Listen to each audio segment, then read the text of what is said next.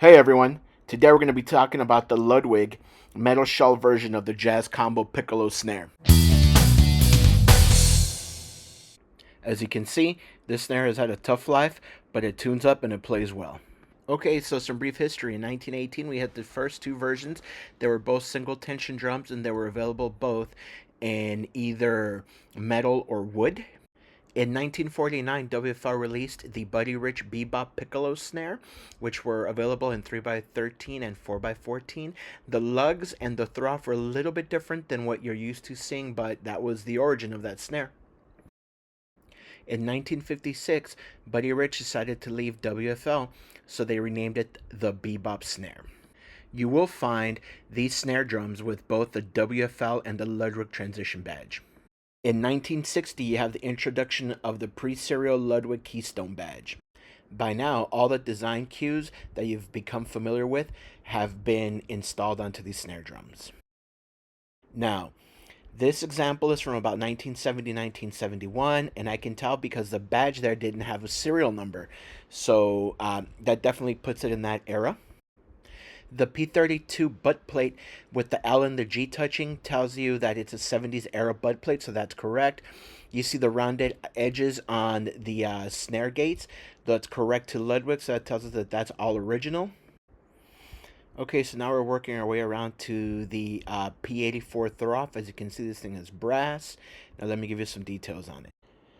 Okay, as you can see, this uses a P84 throw-off. They're brass. They work great, but at the same time, they were known for catching on the rim, so you have most people space them out.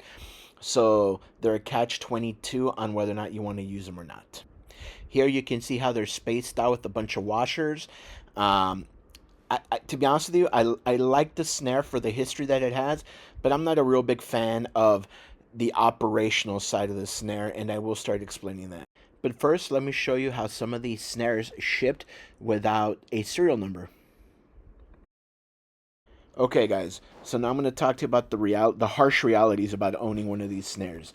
First off, if you're ever removing tension rods, you have to be super careful because the minute you remove a tension rod, the swivel nut falls out, which if, anything falls out, you can easily lose. So once again, not only do you have to deal with the tension rods, but then you also have to deal with the swivel nuts falling out. Also, some of the lugs, the thread, the little nipple that sticks out of the lug that goes through the hole and into the snare, they break off over the years because the holes are a little too large, and with the tension that you put on the lugs, they start kind of like angling. So when you look at these snare drums, you'll see that the lugs are never level. All of them have a little bit of an angle to them, and that's because of the tension and how they force the lug to move in their direction when you're tightening them.